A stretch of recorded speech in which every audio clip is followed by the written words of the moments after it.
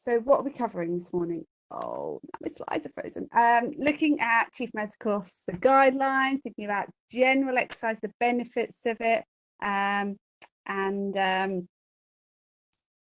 just generally things that appeal to a wider group of children, and then a bit of physio stuff on physios, posture, backpacks, and at the end there'll be time for questions, but just stick in the chat if you can't hear me. Okay. So what is exercise? I've put here the Cambridge Dictionary definition of physical activity, makes your body strong and healthy. So in my opinion, it's one of the many things that adds to a healthy life and lifestyle. It isn't just about exercise. I think sometimes it's a bit overused, the term exercise, and overused a bit too much in adults for weight loss, but for kids it should be fun. There's Chief Medical Officer guidelines. They're suggesting an hour every single day of moderate to intense exercise, and if actually people are static, sedentary, actually this can be broken up with light exercise. So at school, walk between class, drop the register off at school, at home, pop and grab, I don't know, a pair of shoes, a treat for the dog, go and get the post from outside, you know, just breaking things up. So what does exercise do? So it has massive benefits on enabling children to develop healthy bones, muscles, joints. It improves the fitness and enables the development of the heart and the lungs and the blood vessels, and it gives positive metabolic health biomarkers with activity, and you know, these are really important in childhood and obviously for the future. It helps develop muscle control, which means you get smooth, coordinated muscles, but it's also kind of that coordination for skill activity, skill acquisition, and obviously for adult, you know, some people activity is fun and playful in childhood and it becomes a hobby in adulthood, but also for some people they turn it into competitive sports and sometimes a career. It can be used with helping maintaining a healthy body weight, but I don't think it's the be all and end all, and actually there are examples where it's exercise is abused and actually people go the other way. Loads of evidence around kind of it helps anxiety, depression. Obviously it's really excellent for that confidence, that self-expression during activities, that integration. Lifelong friendships are made via sports, whether that's individual or team, but it really pulls out the personality of people and kind of the commitment of people around activities. There's evidence around saying it encourages healthy behaviours at the time and lifelong potentially, and it actually helps improve cognitive function. Exercise makes people concentrate better, so you know, it has a contributor for academic performance in school. So we look at the evidence, and actually there's evidence across all age ranges. The adult age groups, it focuses more on disease prevention, but actually if you exercise as a child, actually that has a kind of that has a preventative effect if people continue healthy lifestyles throughout. The pictures on here are on this next slide are a little bit adult focused, but it's thinking about that intensity of exercise. So what is moderate exercise? So getting so that heart rate going up, getting slightly out of breath. They talk about the talk test. If you can talk, it's moderate exercise. If you need to pause to talk, it's intense exercise. And kind of what is light activity. So we've already talked about this really, but actually it's you know, I'm not expecting the kids to start cleaning the windows and cleaning my car and taking out the rubbish, but you know, actually it's really important that they're part of everyday home activities. So physical activity, you know, it's play, it's games, it's sports, you know, there's so much crossover here. You know, skateboarding to school or biking to school is equally it's hanging out and playing, but it's also recreation, it's PE, it can be planned exercise. You know, some of these areas which are friendship related activities as a child turn into actually more competitive stuff. But I'm not always saying it needs to be competitive. Obviously there's a stipulation in schools that everybody does PE, but actually yeah, hopefully people are interested in activities outside of PE, whether they are the same as PE or not, so to speak.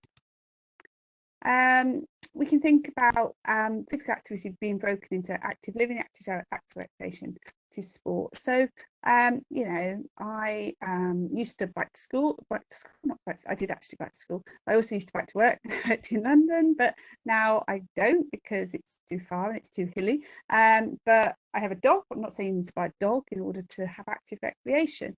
But actually these things mean that I have no choice but to do some exercise.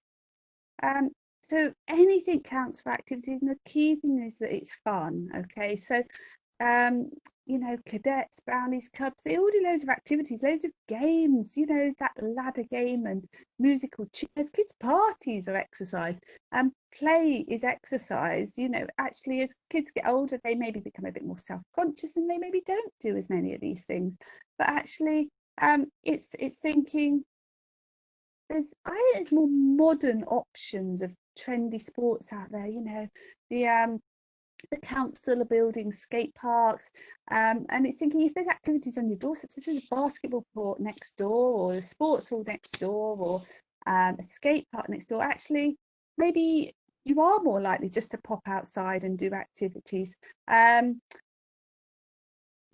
been a potentially a global phenomenon of the park runs, and there's junior park runs. So actually, they are they've took the world as a storm, probably pre-COVID, but actually it just shows that there probably was a need for a bit more organised activity out there.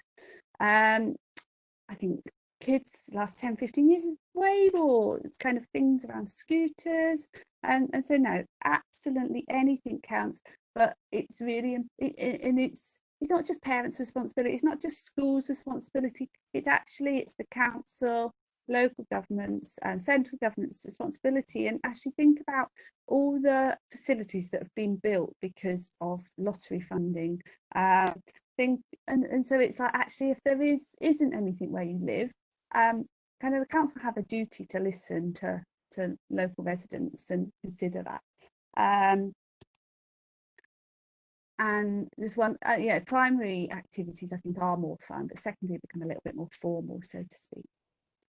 So postures, bags and footwear. So, you know, I think that there is a sense that technology makes posture worse. So phones, laptops, computers, but actually if you think about written exams, there posture's no better really with writing.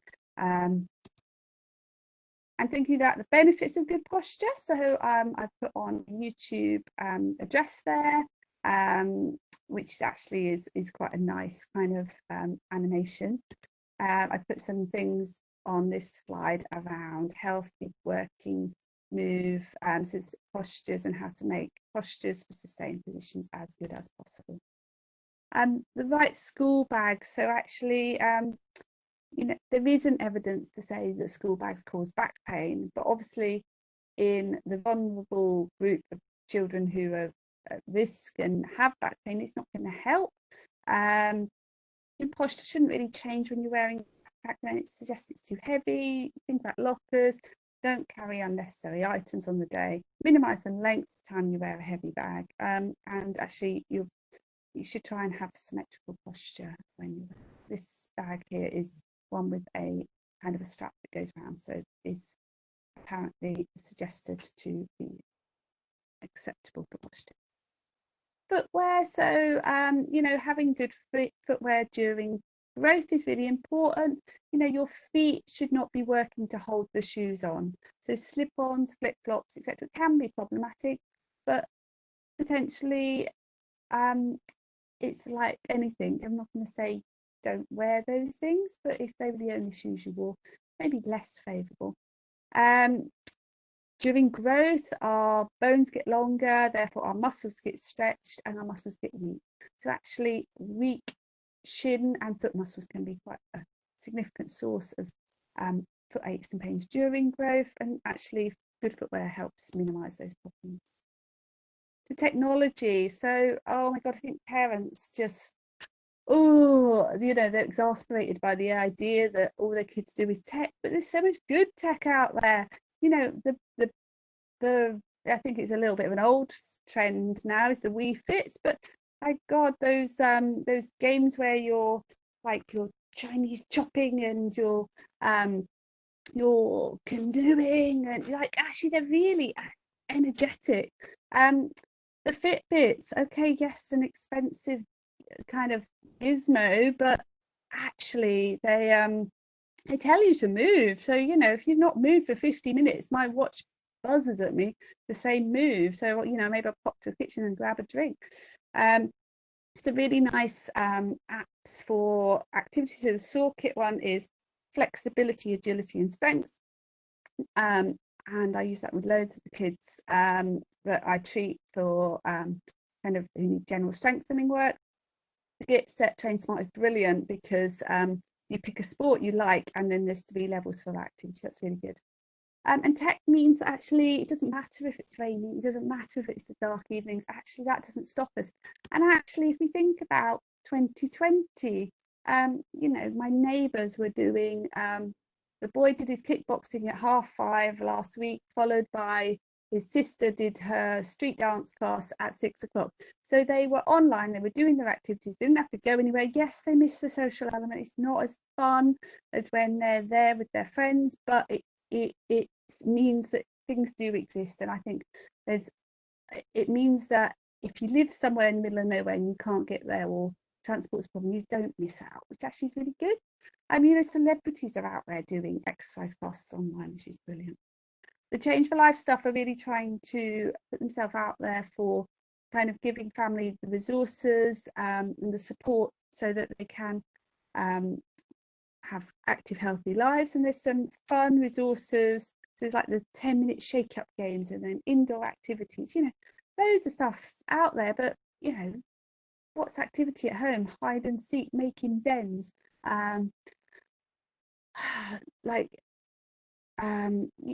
can play small games on the floor, maybe not football inside, but there's lots of fun things you can do inside. And the NHS Choice videos are really good, a bit more adolescent and adult focus, but they have like basics and like catch to 5k, kind of what you need to do. They have Pilates, they have Tai Chi, and warm up and cool down, so they have some really good stuff. So in summary, the importance of exercise, it is so important, and it's brilliant for the physical, mental well-being and individual development. And actually, the more exercise you do, the greater the benefits. So if you do more than 60 minutes, you get greater additional benefits. So exercise comes in all shapes and sizes. The traditional PE sports of the winter would currently be rugby, netball, football, hockey. But actually schools are getting a little bit more, diverse with that. Okay, at the moment, swimming's not so much of a feature.